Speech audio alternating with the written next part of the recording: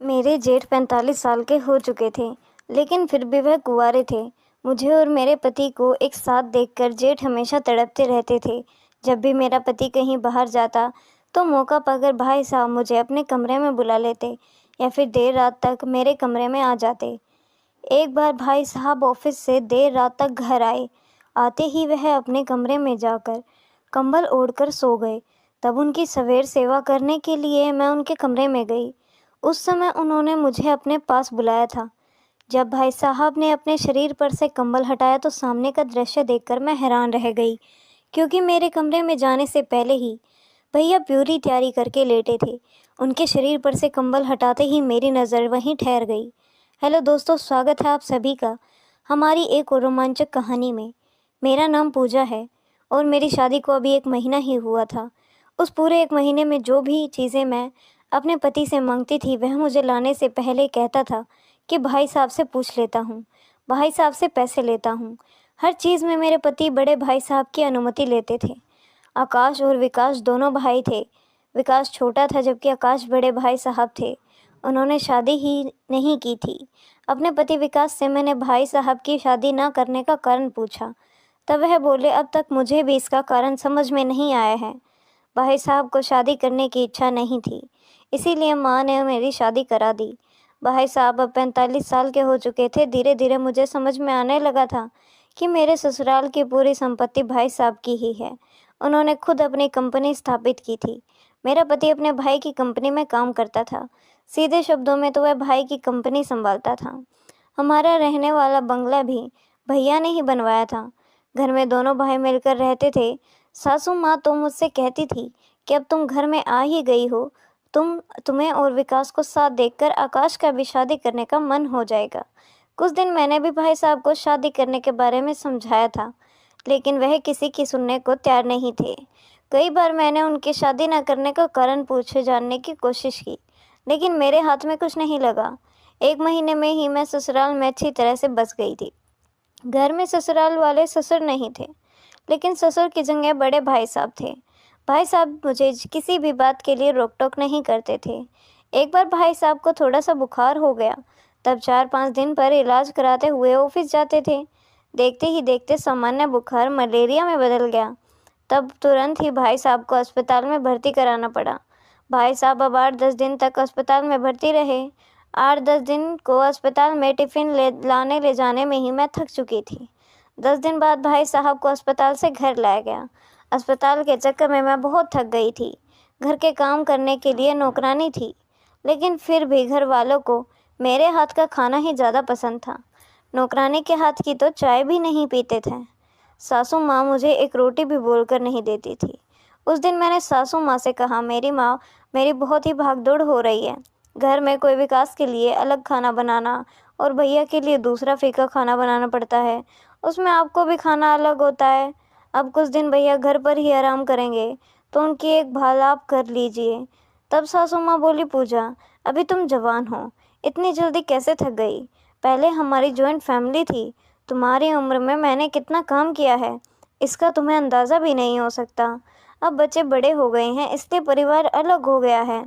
आज की लड़कियां जॉइंट फैमिली में कैसे रहेंगी? अभी से तुम बूढ़ी सास और जेठ से तंग आ गई हो। तुम्हारे काम में मदद करने के लिए घर के नौकरानी हैं, फिर तुम्हें इतनी थकान क्यों महसूस हो रही है? सिर्फ 2-4 रोटियां तो बनाती हैं, तुम्हें इसमें इतनी परेशानी क्यों हो रही है? जब मैं इस घर में शादी करके आई थी, तब से मैं अपनी सासू माँ को कभी भी रसोई में थोड़ा भी चक्कर लगाते हुए नहीं देखी थी।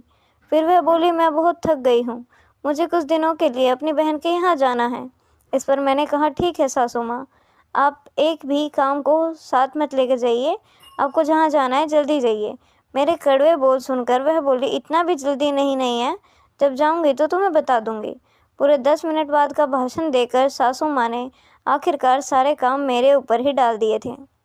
भाई साहब की बीमारी के कारण उनके ऑफिस का बहुत सारा काम विकास को ही संभालना पड़ रहा था, इसीलिए वह रात में देर से ही घर आता था। उस दिन दोपहर में भाई साहब को सूप देने गई थी, तो उनके शरीर में बहुत ही ज़्यादा दर्द हो रहा था। वह थोड़ा भी हाथ नहीं उठा पा रहे थे। मैंने उन्हें अपने हाथ से वह सूप लाया और सूप पीने के बाद उनका मुंह मैंने अपने साड़ी के पल्लू से साफ किया। जैसे ही मैंने भाई साहब के मुंह के पास से अपनी साड़ी का पल्लू हटाया, वह मुझे एक अलग ही नज़र से देखने लगे। भाई साहब की बीमारी के दौरान दिन भर मैं उनके पास ही बैठी रहती थी, क्योंकि कभी भी कोई भी उन्हें किसी भी चीज़ की ज़रूरत पड़ सकती थी। मैं उन्हें अपने हाथ से ही खाना भी खिलाती थी। भाई साहब ने अपनी तबीयत ठीक न होने के कारण पूरे हफ्ते भर की छुट्टी ले ली थी। उस हफ्ते के 3 दिन बीत चुके थे। पिछले तीनों दिनों में मैंने भाई साहब की बहुत देखभाल की थी। मेरी वह देखभाल देखकर भाई साहब मुझसे इतने प्रभावित हो गए थे कि 3 दिनों में उन्होंने कहा, पूजा तुम्हें क्या चाहिए बताओ, जो भी तुम्हें चाहिए होगा मैं तुम्हें दिला दूंगा। मैंने कहा, भैया पिछले हफ्ते मैंने एक नया सोने का नेकलेस देखा था। वह लेटेस्ट डिज़ाइन था, जिसे लेने के लिए मेरी बहुत इच्छा थी, लेकिन विकास ने पैसे की कमी के न वजह से नेकलेस लेने से मना कर दिया था। तो मैंने भैया के सामने मायूस होकर बोल ही रही थी। अब मौका मिला था तो मैं उनसे छोड़ने वाली नहीं थी। तब भाई साहब ने कहा, पूजा तुम्हें नेकलेस पसंद आया है, इस बार मैं तुम्हें मुझसे एक शब्द तो कहना हो चाहिए था ना। मैंने उसी समय उन्हें वह नेकलेस खरीद कर देते। फिर उन्होंने मुझे तुरंत अपना कार्ड दे दिया और शाम को जाकर मैंने वह नेकलेस खरीद लिया। वह नेकलेस मेरे हाथ में आते ही मैं बहुत ही खुश हो गई थी। धीरे धीरे नज़रों ही नज़रों में हम दोनों एक दूसरे के करीब आने लगे थे। मैं तो भाई साहब की बीमारी में उनकी देखभाल करने गई थी, लेकिन भैया की देखभाल करते करते हमारे बीच में कुछ हो जाएगा, इसका मुझे कुछ अंदाज़ा भी नहीं था। भैया द्वारा दिलाया गया एक नेकलेस देखकर विकास तो चौंक गए थे। वह बोले, भाई साहब ने आज तक मुझे भी इतनी महंगी शॉपिंग नहीं करने दी। एक ही बार में उन्होंने तुम्हें इतनी बड़ी शॉपिंग कैसे कर दी? मुझे तो इस बात पर ही विश्वास नहीं हो रहा है। भाई साहब ने अपने छोटे भाई को आज तक इतनी शॉपिंग कभी नहीं करने दी थी। 3 दिनों में ही उन्होंने मुझे इतना क्या लगाव हो गया था कि उन्होंने एक शब्द पर मुझे जो भी चाहिए वह दिला दिया। खैर, भैया बीमार रहने के कारण ऑफिस नहीं जा पा रहे थे। उस दौरान कंपनी की एक महत्वपूर्ण मीटिंग थी, वह भी दूसरे शहर में थी। भाई साहब बीमार होने के कारण जा नहीं सके, इसलिए उन्होंने अपनी जगह विकास को भेज दिया था। अब अगले 4 दिन विकास बाहर शहर में ही रहने वाला था। उस दिन सुबह विकास बाहर शहर जाने के लिए निकला। उसके जाने के बाद मैं नहाने चली गई। जब मैं नहाकर बाहर आई तो गीले बालों में मैंने तौलिया लपेटा हुआ था। जैसे ही मैंने तौलिया हटाकर बाल पोंछना शुरू किया तो मुझे भाई साहब की आवाज़ सुनाई दी। वह मुझे मेरे नाम से पुकार रहे थे। भाई साहब की तेज़ आवाज़ सुनकर मुझे समझ में आ गया था कि वे कब से मुझे पुकार रहे हैं, पर सासू माँ अभी घर पर ही नहीं थी, इसीलिए उन्होंने अपने बेटे की आवाज़ को नज़रअंदाज कर दिया। खुद को काम से दूर रखने की उनकी बुरी आदत थी, इसीलिए वह दिन भर घर से बाहर गप्पे लड़ाने चली जाती थी। तभी मैं दौड़ती हुई भाई साहब के कमरे में गई। दौड़ने के हड़बड़ाहट में मेरे बालों से लिपटा हुआ तौलिया भी गिर गया था। उनके कमरे में पहुंचते ही मैंने कहा, भाई साहब आपको कुछ चाहिए था क्या? मैं नहाने गई थी, इसलिए आपकी आवाज़ मैं नहीं सुन पाई। भैया बोले, पूजा आज मुझे थोड़ी जल्दी ही भूख लग गई है, अगर नाश्ता मिल जाता तो थोड़ा अच्छा लगता। तब मैं तुरंत ही नाश्ता बनाने के लिए चली गई। जाने से पहले मैंने भैया को उनका नाश्ते के पहले वाली गोली देनी चाहिए। गोली का बॉक्स उनके बिस्तर के पास में ही था। वह बॉक्स काफ़ी नीचे रखा हुआ था। बॉक्स लाने के लिए जैसे ही मैं नीचे झुकी, वैसे ही पीछे से मुझे अपनी पीठ पर भैया का हाथ महसूस हुआ। तब मैं तुरंत ही सीधी खड़ी हो गई। भैया से कुछ कहने ही वाली थी कि तभी वह बोले, पूजा तुम्हारी पीठ पर तुम्हारे गीले बालों का पानी आ गया था, वही पूछ रहा था। गीले बालों में तुम और भी ज़्यादा अच्छी लगती हो। भैया तो सुबह सुबह मेरी सुंदरता की तारीफ़ करने लगे थे। उनके सामने मुस्कुराते हुए मैं तुरंत ही नाश्ता बनाने चली गई। नाश्ता मैंने उनकी पसंद का गाजर का हलवा बनाया था। मेरे हाथ का हलवा खाकर भैया हमेशा मेरी तारीफ़ करते थे, लेकिन आज वह कुछ ज़्यादा ही तारीफ़ कर रहे थे। बीमार होने के कारण मैं अपने हाथ से उन्हें खाना खिलाती थी। उस दिन रात को मैं भैया को खाना खिला रही थी। जैसे ही मैंने उन्हें रोटी का टुकड़ा खिलाया, उन्होंने मेरी उंगली काट दी। इतने दिनों में ऐसा मेरे साथ पहली बार हुआ था। उन्होंने जानबूझकर काटा था या गलती से, यह मुझे समझ नहीं आया। भैया ने थोड़ा सा ज़ोर से ही काटा था। मैं दर्द से कराने लगी थी। जब भैया ने मेरे हाथ को दोनों हाथों से कसकर पकड़ लिया, फिर वह मुझे एक अलग ही नज़र से देखने लगे। भैया ने एक अलग ही शुरुआत की और फिर बोले, पूजा मेरी पत्नी भी तुम जैसी ही बात नहीं होनी चाहिए थी। उनकी बातें सुनकर मैं खुश हो गई, क्योंकि वह शादी के लिए तैयार हो गए थे। यह मुझे समझ में आ गया था कि आगे उन्होंने कहा, मुझे तुम्हारी जैसी नहीं बल्कि अब तुम ही चाहिए हो। मैं तुम्हारे जैसा तो ढूंढ ही नहीं सकता था। मेरी कोई जुड़वा बहन भी नहीं थी। भैया बोलते बोलते एक ऐसा शब्द कह गए जिसमें मन पर एक अलग ही असर कर दिया था। भाई साहब ने कहा था, ऐसा समझ लो कि मुझे पत्नी के रूप में तुम ही चाहिए। यानी भैया का मेरे प्रति नज़रिया धीरे धीरे बदल रहा था।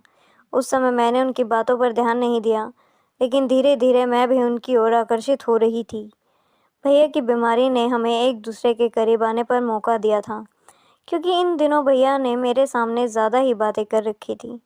पहले भी वह मुझसे थोड़ी बहुत बातें कर रहे थे, लेकिन अब तो वह अपने मन की भावनाएं मुझसे व्यक्त करते थे। उन्हें मैं पसंद आने लगी थी, ऐसा मुझे लगने लगा था। देखते ही देखते भैया की छुट्टियों का हफ्ता ख़त्म हो गया था और मेरे पति विकास भी घर आ गए थे। विकास के घर आने के बाद रात को उसने कहा, भैया ने तुम्हें नेकलेस खरीद कर दिया है और शॉपिंग के लिए अपना कार्ड भी दिया। वह तुम्हारी इतनी सुनते हैं तो तुम भैया से मेरे लिए 10 लाख रुपए की फरमाइश करो ना, मुझे कुछ अर्जेंट पैसे चाहिए। भैया और मेरे बीच एक अलग ही रिश्ता बन रहा था, जिससे वह मेरी सभी इच्छाएं पूरी कर रहे थे। हमारे बीच के रिश्ते को विकास को भनक तक नहीं थी। जैसे विकास से पूछा कि आपको इतने सारे पैसे किस लिए चाहिए, इस पर उन्होंने कहा, मुझे एक बड़ी गाड़ी खरीदनी है, वह गाड़ी लेने की मेरी बहुत इच्छा है। तब मैं उनसे बोली, ठीक है। इसके बाद विकास सो गए और मैं अपने कमरे से बाहर आ गई। मैं भाई साहब को जल्दी हल्दी का दूध लेना भूल गई थी। पिछले कुछ दिनों से भाई साहब को कैल्शियम की कमी हो रही थी, इसलिए मैं उन्हें रोज़ रात को हल्दी वाला दूध देती थी। उस रात को भी मैं उनके कमरे में हल्दी का दूध लेकर गई। दूध का गिलास उनके कमरे में रखकर मैं वहाँ से निकलने ही वाली थी कि तभी भैया ने मेरा हाथ पकड़ लिया और फिर वह बोले, पूजा इतनी जल्दी कहाँ जा रही हो?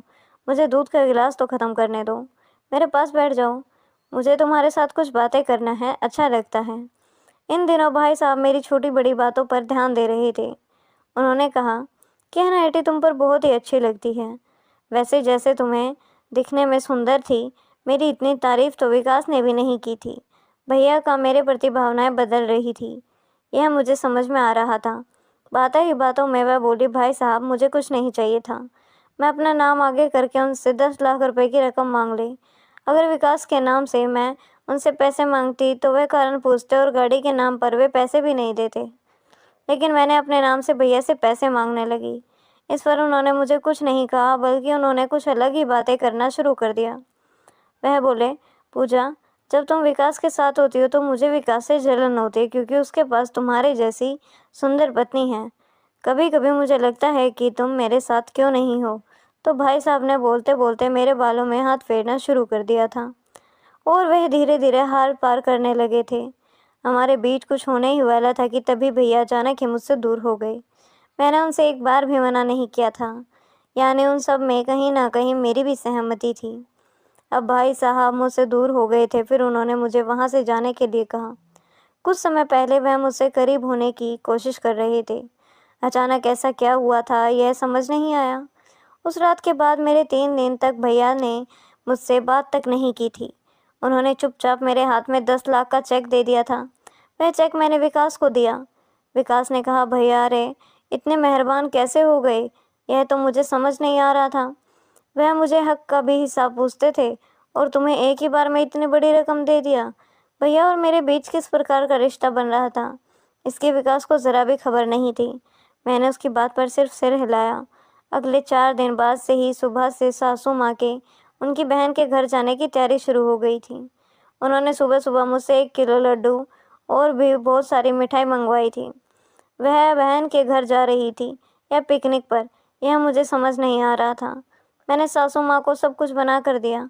बनाने में इतनी बिजी हो गई थी कि सुबह मैंने चाय भी नहीं पी थी। उठने के बाद से ही मैंने सिर्फ चेहरा धोकर कमरे से बाहर आई थी। सासू माँ की सारी शॉपिंग 6:30 बजे तक कर दी थी। उसके बाद वह जाने के लिए तैयारी करने लगी। उस दिन 10:30 बजे थे और मेरे नहाने का समय भी हो गया था। कुछ समय बाद सासू माँ अपनी बहन के घर चली गई और विकास भी ऑफिस जाने के लिए निकल गए। इसी दौरान भाई साहब भी अपनी अभी अभी ऑफिस के लिए निकल रहे थे। बाद में मैं घर में अकेली ही बची हुई थी। नौकरानी भी सारे काम निपटा कर चली गई थी। सभी के जाने के बाद मैं आराम से नहाने गई। नहाने के बाद मैं अपने कमरे में साड़ी पहन रही थी। मैंने बस पल्लू ओढ़ा ही था कि मेरे कमरे का दरवाज़ा खुला और सामने से भाई साहब अंदर आए। उन्होंने देखकर मैं पूरी तरह से हड़बड़ा गई थी, क्योंकि मेरे शरीर पर पल्लू भी ठीक से नहीं था। हड़बड़ते हुए मैंने पल्लू ओढ़ा। भैया मेरी ओर आए और बोले, पूजा, इतनी जल्दबाजी की ज़रूरत नहीं है, तुम्हारी सिर्फ थोड़ी सी साड़ी ही तो उलझी है। मुझे तुमसे कुछ बात करनी है। अब घर में कोई भी नहीं है, इसीलिए मैं आधे रास्ते से वापस आ गया था। भैया को घर में किसी के ना होने पर मुझसे ऐसी बातें, क्या गुप्त बातें करनी थी। मेरे मन में अनगिनत सवाल चल रहे थे। मैं विचार कर ही रही थी कि तभी भैया मेरे सामने आकर मुझसे माफ़ी मांगने लगे। बोले, सिर्फ एक साधारण माफ़ी मांगने के लिए भैया ने इतना सस्पेंस क्रिएट किया था। भैया, आप मुझसे किस बात की माफ़ी मांग रही हैं? मैंने उनसे पूछा। मेरे इस सवाल पर उन्होंने कहा, पूजा, 3 दिन पहले जब तुम रात को मुझसे हल्दी का दूध देने आई थी, तब मैंने खुद तुम्हारे पास आकर बहुत बुरा व्यवहार किया और तुम्हें कमरे से जाने के लिए कह दिया। उस दिन मैंने तुम्हारे साथ जो भी किया वह मुझे नहीं सही लगा था, इसीलिए मैं तुमसे माफ़ी मांगने आया हूँ। मैंने कहा, कोई बात नहीं भैया, मुझे आपकी हरकत की बिल्कुल भी बुरा नहीं लगा, आप तो मेरे अपने ही हैं। मेरी बात सुनकर भाई साहब मेरे और भी ज़्यादा करीब आ गए और वह बोले, तुम्हारा यह अपनापन वाली बात मुझे पागल करके रख देती है। इसके बाद उन्होंने फिर से मेरे साथ नज़दीकियाँ बढ़ाने की कोशिश करने लगे। उस वक्त मैं भी उन्हें बिल्कुल भी नहीं रोकी, उल्टा मैं ही उन पर प्रतिक्रिया देने लगी थी। अचानक ही भैया ने मुझे पास लेकर फिर से दूर कर दिया था। फिर माफ़ी मांगते हुए वह वहाँ से चले गए। भाई साहब की इस हरकत पर मुझे अब गुस्सा आने लगा था। बार बार मेरे करीब आकर मेरे मन की भावना जगाकर वह पल भर में मुझसे दूर हो जाते थे। इससे मेरी चिड़चिड़ाहट बढ़ती जा रही थी। भैया ने 2 बार मेरे साथ ऐसा किया था, लेकिन अब नहीं। अब तो मैंने तय कर लिया था कि मैं उनके पास जाकर ही रहूँगी। सासू माँ भी घर पर ही नहीं थी। रात को विकास थोड़ी ही देर में गहरी नींद में चले जाते थे। उस रात जब विकास गहरी नींद में गए, तब तक मैं कमरे में उनके बगल में ही सोई थी। जब मुझे समझ में आया कि विकास गहरी नींद में है, तो मैं उनके पास से उठ गई। फिर खुद को संभाला और भैया के कमरे में गई। भैया भी मुझे सोते हुए दिखाई दिए। मैं उनके पास गई और तभी उनके कमरे की लाइट जला दी। पीछे मुड़कर देखा तो सामने विकास था। विकास ने कहा, पूजा, तुम मेरे भाई के साथ क्या कर रही हो? यह कौन है जो मेरे भाई को इंजेक्शन लगा रहा है? विकास ने तब मेरे बगल में खड़े डॉक्टर की कॉलर पकड़ ली। मैं अपने साथ बॉडीगार्ड को लेकर आई थी। मेरी बात पर ही वह भैया को इंजेक्शन लगा रहा था। हमारे शोर से भैया भी नींद के जाग गए। क्या हो रहा है यह? उन्हें समझ में नहीं आ रहा था। विकास ने कहा, भैया, आप बिल्कुल भी चिंता मत करो, मैं आपको कुछ भी नहीं होने दूंगा। मेरी पत्नी आपके साथ ऐसा कुछ करेगी, इसकी मैंने कभी कल्पना भी नहीं की थी। विकास का बड़बड़ा रहा था, यह मुझे भी समझ में नहीं आ रहा था। वह भाई साहब को बताने लगा कि पूजा किसी डॉक्टर के साथ लेकर आई थी। यह दोनों मिलकर आपको कोई इंजेक्शन देने वाले थे। भाई साहब ने विकास को शांत किया। फिर वह बोले, मुझे अभी भी विश्वास नहीं हो रहा है कि पूजा कुछ गलत कर सकती है। फिर भाई साहब ने मुझसे सवाल किया, पूजा, यह सब क्या हो रहा है? तुम मेरे साथ ये क्या करने वाली थी?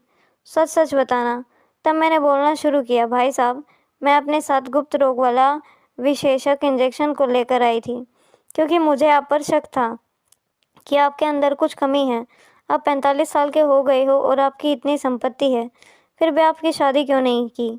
विकास, मैंने तुमसे भी कई बार मैं इस बारे में पूछना, लेकिन तुमने भी कोई जवाब नहीं बताया। लेकिन मुझे लगा शायद भैया ने अपनी कमी सभी से छुपा रखी है। मुझे इसकी जांच करवानी थी, इसलिए आज मैं अपने साथ एक डॉक्टर को लेकर आई थी। डॉक्टर इन्हें बेहोशी का इंजेक्शन दे रहे थे ताकि वे ठीक से जांच कर सकें और भैया को इसके बारे में पता न चले। मेरी बात सुनकर शायद भाई साहब बोले कि पूजा, तुम्हें किसने बताया कि मेरे अंदर कुछ कमी है? तुमने ऐसा सोचा तभी मैं बोली। भाई साहब, कई बार आप मेरे करीब आते आते रुक गए थे। मेरी बात आपके पूरी नज़र थी, इसलिए मैं आपके पास आ रही थी। मुझे सच्चाई जाननी थी कि क्या आपके अंदर सच में कोई कमी थी या शादी न करने का कोई और कारण है। इसी वजह से मैं आपसे मीठी मीठी बातें करती थी। भैया, आप तो सच बता दो कि आपके अंदर किसी प्रकार की कोई कमी है जो आप शादी करने से इनकार कर रही हैं। तभी भैया बोले, मेरे अंदर किसी प्रकार की भी कोई कमी नहीं है। मेरा शादी ना करने का सिर्फ एक ही कारण है, और वह है मेरा सच्चा प्यार। जब मैं 25 साल का था, तब से ही मैं अपने बचपन की दोस्त संजना से शादी करना चाहता था। संजना से मुझसे बहुत प्यार था। उससे परिवार ने हमारी शादी के लिए अनुमति दे दी थी। हमारी शादी के लिए माँ से भी अनुमति लेने वाला था, लेकिन कुछ ही दिनों में पता चला कि संजना को ब्रेन ट्यूमर है। उसके माता पिता ने उसका इलाज शुरू किया था, लेकिन इलाज के दौरान पैसों की कमी हुई और संजना ने अपनी जान गंवा दी। उस समय मेरे पास इतना पैसा नहीं था कि मैं अपने प्यार को बचा सकूं। उस दिन के बाद से मैंने अपना दिमाग में शादी का विचार निकाल दिया था और सिर्फ पैसा कमाने का ठान लिया था। माँ मुझे हमेशा शादी के लिए जोर देती थी, लेकिन संजना के बिना मैं किसी और से शादी नहीं कर सकता था, क्योंकि मेरे दिल में सिर्फ और सिर्फ वही थी। कभी कभी तुम्हें और विकास को साथ देखकर मेरी शादी की इच्छा होती थी, लेकिन जब भी मैं तुम्हारे साथ बात करता था मुझे संजना बहुत याद आती थी। आखिरकार मैंने अपने मन को समझा ही लिया कि जितनी भी कोशिश कर लूँ मैं संजना के अलावा किसी और को भी शादी नहीं कर सकता। बात करते करते भाई साहब की आंखें से आंसू आ गए। फिर विकास ने उन्हें संभाला। उसके बाद मैं बोली, भैया मुझे आपकी बहुत चिंता हो जाती है। आप दिल से बहुत ही अच्छे हैं, आप इतना पैसा भी कमाते हैं, आपको अपने छोटे भाई को भी सही रास्ता दिखाया है। कल हमारी संतान आपको बड़े पापा कहेगी, लेकिन वह आपके पापा नहीं कहेगी। कितना भी हो आपकी संतान तो हमारी संतान, कहीं ना कहीं थोड़ी बहुत फ़र्क तो होगा ही। कल बच्चों की पढ़ाई के लिए हमें दूसरे शहर भी जाना पड़ सकता है। सासू माँ से अब कुछ काम नहीं होता। आखिर वह हमारे साथ कितने साल तक रहेंगी, यह कहा नहीं जा सकता। आप कितने दिनों के लिए ज़िंदगी जिएंगे। अभी भी आपकी शादी का समय नहीं गया है। एक बार किसी लड़की को आपकी ज़िंदगी में थोड़ा सा समय देकर देखिए, निश्चित रूप से आपको उसमें भी अपनी संजना नज़र आएगी, आने लगेगी। आपका घर बस्ता देखकर माँ को भी संतोष मिलेगा। भाई साहब प्लीज़ आप तो शादी के बारे में सोचिए। अभी भी आपकी शादी का समय गया नहीं है। इतने दिनों से आप शादी करें, इसी वजह से मैं यह सब कुछ कोशिश कर रही थी। मेरी बात ख़त्म होते ही विकास ने मुझसे और भैया से माफ़ी मांगनी शुरू कर दी। वह बोले, पूजा मुझे माफ़ कर दो, मैंने तुम्हें गलत समझा। मेरा बड़ा भाई तो जो मुझे पैसे पैसे का हिसाब लेता था, तुम्हें एक शब्द पर सब कुछ कैसे दे रहा था, यह मुझे समझ में नहीं आने लगा था। भाई साहब ने 10 लाख रुपए का चेक भी तुम्हें दे दिया। मुझे कुछ समझ में नहीं आया। मुझे गाड़ी नहीं लेनी थी, मैं तो तुम्हारी परीक्षा ले रहा था कि भाई साहब तुम्हें इतनी बड़ी रकम देते हैं या नहीं। जब तुमने 10 लाख का चेक मेरे हाथ में रखा तो मुझे समझ में आ गया कि तुम्हारे और भैया के बीच में ज़रूर कुछ गलत संबंध है। मुझे माफ़ कर दो कि मैंने तुम दोनों पर शक किया।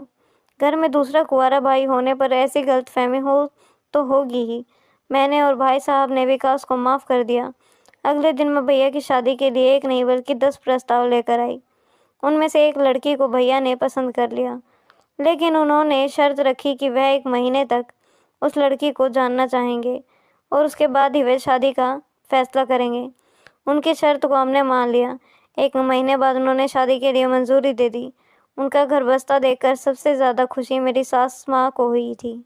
आखिरकार लाख कोशिशों के बाद भी मुझे सफलता मिली और मैंने भैया का हाथ में उनके बुढ़ापे का सहारा सौंप दिया। तो दोस्तों, हर परिवार में पूजा जैसी बहू बहू हो तो हर घर हमेशा हंसता खेलता हो, खुशहाल रहे। तो दोस्तों, यह थी हमारी आज की कहानी। आपकी क्या राय है इस कहानी पर, हमें कमेंट में ज़रूर बताएं। वीडियो अच्छी लगी हो तो लाइक करें, शेयर करें, सब्सक्राइब करें। धन्यवाद। मिलते हैं कल आपसे एक और नई कहानी में।